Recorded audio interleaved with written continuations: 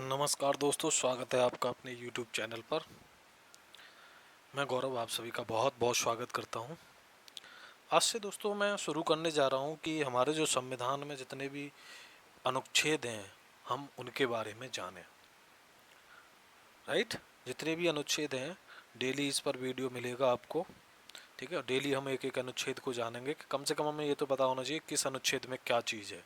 ये न केवल इस वीडियो को तैयारी करने वाले इंसान को देखना चाहिए जो प्रतियोगी परीक्षाओं की तैयारी कर रहा है, बल्कि हर उस इंसान को देखनी चाहिए जो देश के प्रति कुछ जानकारी हासिल करना चाहता है। ठीक है, हमारे संविधान की जानकारी तो कम से कम होनी ही होनी चाहिए। राइट, तो चलिए आज शुरुआत करते हैं। या दोस्तों आपने चैनल को सब्सक्राइब नहीं किया है तो इस गौरव ई स्टडी सर्कल को सब्सक्राइब कर लें। ठीक है, बेल आइकन दबा दें जिससे आपको नोटिफिकेशन मिलता रहे। या हम ज़्यादा डिटेल में नहीं पढ़ेंगे, वो हमारा पॉलिटी का अलग लेक्चर चल रहा है, उसमें मैं डिटेल में पढ़ूंगा। यहाँ केवल इस सीरीज में हम केवल ये जानेंगे कि किस अनुच्छेद में क्या बात कही गई है, इतना आपको पता होना चाहिए। ठीक है, चलिए शुरुआत। तो आज हम भाग 1 से शुरू करते हैं कि हमारे संविधान में आपको पता है टोटल 22 भाग हैं। यदि उनके उपभागों को भी जोड़ लिया जाए तो 25 भाग हो जाते हैं। राइट, और 395 अनुच्छेद हैं। इसमें भी सब क्लॉजेज को यदि जोड़ दिया जाए तो ये 450 के आसपास हो जाते हैं। आपको मेन 395 ही, और 12 क्या है अनुसूचियां हैं संविधान में। मूल संविधान में 8 अनुसूचियां थी। तो भाग 1 की हम शुरुआत करते हैं पहले भाग से।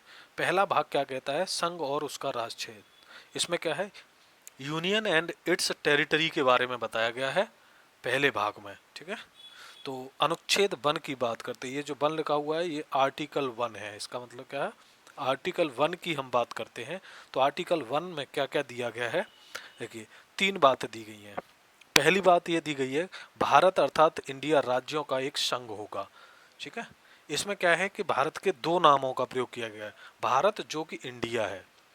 स्टार्टिंग में क्या था कि भारत के नाम के बारे में क्या था, जब संविधान सभा में के जो सदस्य थे उनके बीच में सहमति नहीं बन पा रही थी। कुछ लोग मानते थे कि इसके परंपरागत नाम को रखा जाए, या कुछ लोग कहते थे इसके नए नाम को रखा जाए। ठीक है, तो दोनों नाम यूज कर लिए गए, भारत और इंडिया। राज्यों का एक संघ होगा, अर्थात राज्यों का संघ का मतलब ये था यूनियन ऑफ स्टेट्स, मीन्स कि जो भारत है वो विभिन्न राज्यों के बीच समझौते का परिणाम नहीं है। इसका मतलब ये है कि यहाँ पर राज्यों को संघ से अलग होने का अधिकार नहीं है। ठीक है, जो संघ है, केंद्र है, वो राज्यों में परिवर्तन कर सकता है, लेकिन राज्य संघ में कोई परिवर्तन नहीं कर सकते। बात को ध्यान। दूसरी बात क्या है कि राज्य और उनके राज्य क्षेत्र वे होंगे जो पहली अनुसूची में। ठीक है, दूसरी बात ये बताता है राज्य और उनके क्षेत्र, राज्य क्षेत्र क्या होंगे जो पहली अनुसूची, संविधान की प्रथम अनुसूची में बताया गया है, विनिर्दिष्ट है। ठीक है, तीसरी बात क्या बताता है कि भारत का राज्य क्षेत्र के अंतर्गत क्या क्या चीज शामिल है।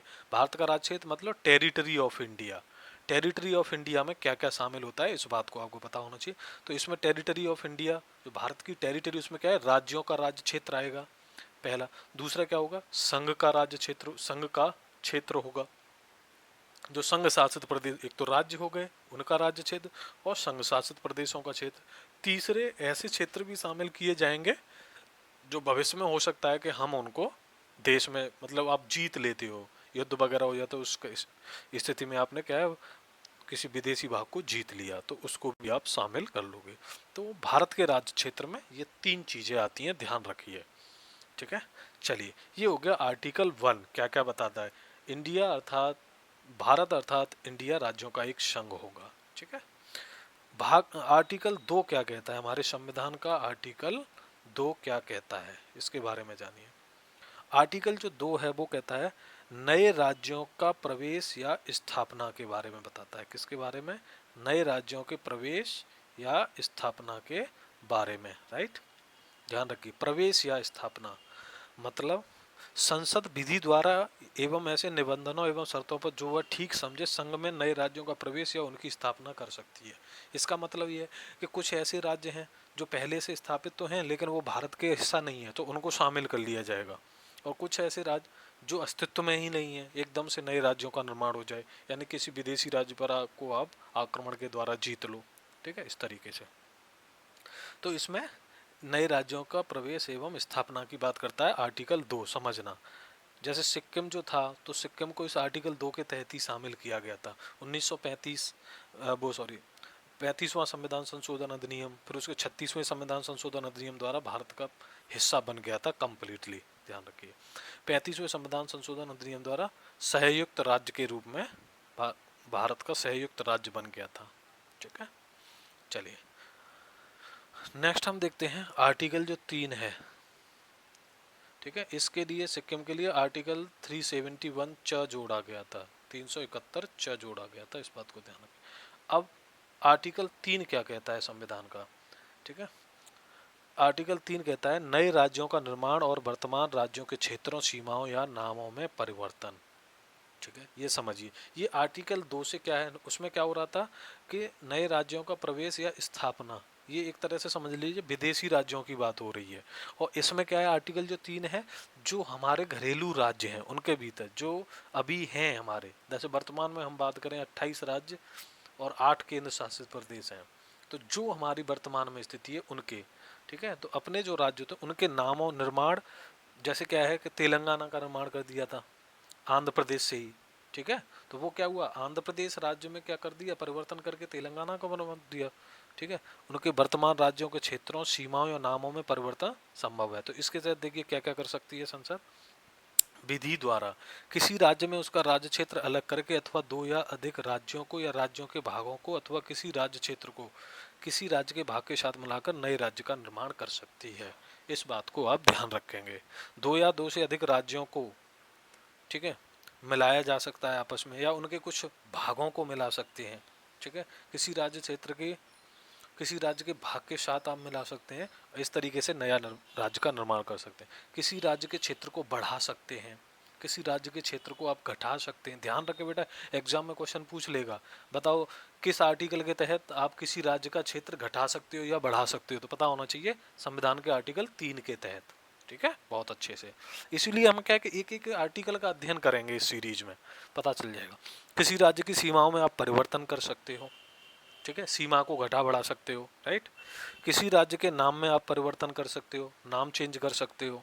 ठीक है, ये सारी चीज कौन करेगी, संसद करेगी। अच्छा ध्यान रखिए, अब ये जो सारे परिवर्तन होंगे आर्टिकल 2 के तहत, जो भी परिवर्तन होगा, इसके लिए जो विधेयक लाया जाएगा वो बिना राष्ट्रपति की सहमति के पेश नहीं किया जा सकता।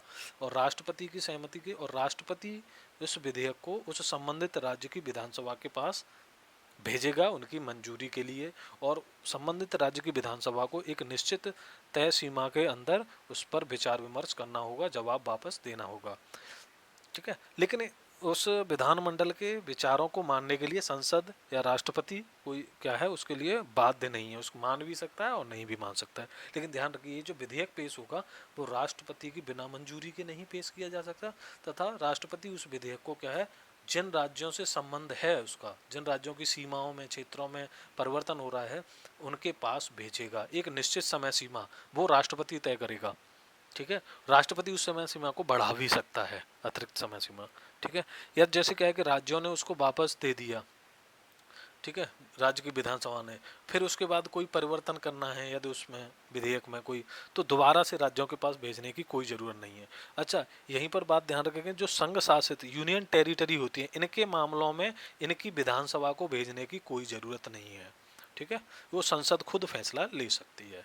ठीक है, चलिए, वैसे भी आप देख रहे हैं कि जो आर्टिकल अपना 3 के तहत भी क्या हो रहा है, ये एक औपचारिकता ही है। वो राज्य यदि कोई अपना परिवर्तन करने के साथ देता भी है तो उनकी कौन सा वो हम सुनने वाले हैं, ये संसद। ठीक है, मानने के लिए बाध्य तो है नहीं उनके विचारों को। ठीक है, चलिए, लेकिन ये पता होना चाहिए। अच्छा, ऐसा कोई भी जो विधेयक होगा, अब हम देखते हैं आर्टिकल 4। ठीक है, 3 हो गए, 4 हो गए। चलिए नंबर दे, आर्टिकल 4। अब यहाँ ध्यान रखें कि जो भाग आपका 1 है, इसमें कितने आर्टिकल हैं, 1 से लेकर 4, तो आपका ये हो गया। ठीक है, तो आज भाग 1 कंप्लीट हो जाएगा, उसमें 4 आर्टिकल हैं। तो चौथा आर्टिकल जो है वो कहता है, आपको देखेंगे शॉर्ट में समझ लेते हैं कि जो आर्टिकल 2 है वो आर्टिकल 3 है। 3 के तहत जो भी परिवर्तन होगा, आर्टिकल 2 और 3 के तहत जो परिवर्तन किया जाएगा, उसको आर्टिकल 368 के अधीन क्या है, संविधान का संशोधन नहीं माना जाएगा। आर्टिकल 368 ठीक है, उसको साधारण बहुमत के द्वारा पास करा दिया जाएगा। ठीक है, ऐसे साधारण बहुमत के द्वारा उसका कानून बना दिया जाएगा। उसके लिए किसी विशेष बहुमत की या आधे से अधिक राज्यों की सहमति की आवश्यकता नहीं है, क्योंकि जो आर्टिकल 368 है उसमें दो प्रकार के संशोधन की बात की गई है। एक तो दो तिहाई बहुमत के साथ, जिसे विशेष बहुमत बोलते हैं। दूसरा, दो तिहाई बहुमत के साथ साथ आधे से अधिक राज्यों की भी सहमति होनी चाहिए। तो ऐसी जरूरत नहीं है, उसके लिए आप साधारण विधेयक यानी विधान जो भी है संसद में उपस्थित सदस्यों के कुल बहुमत के द्वारा आप इसको पारित कर सकते हो। उपस्थित और मतदान करने वाले सदस्यों के कुल बहुमत ये होता है 50% प्लस 1। ठीक है, 50% से एक ज़्यादा हो। ठीक है, बस समझ गए। तो बहुत आसान है, आसानी से इसका मतलब क्या है, परिवर्तन किया जा सकता है राज्यों की सीमाओं में। तो ये हमने इसमें देख लिया, हमने आज भाग 1 को कंप्लीट कर लिया है हमने, राइट। नेक्स्ट वीडियो में हम शुरू करेंगे कौन सा, भाग 2 के आर्टिकल, जिसमें क्या है नागरिकता। उसके एक एक आर्टिकल को समझेंगे कि एक एक आर्टिकल में क्या क्या दिया गया है, राइट। ठीक है, तो यदि वीडियो अच्छा लगा है तो वीडियो को लाइक करें, ठीक है, और अपने दोस्तों के बीच में शेयर करें ज़्यादा से ज़्यादा, तथा चैनल को सब्सक्राइब कर लें जिससे, और नोटिफिकेशन बेल आइकन दबा दें जिससे नोटिफिकेशन मिलता रहे। वीडियो देखने के लिए बहुत बहुत धन्यवाद।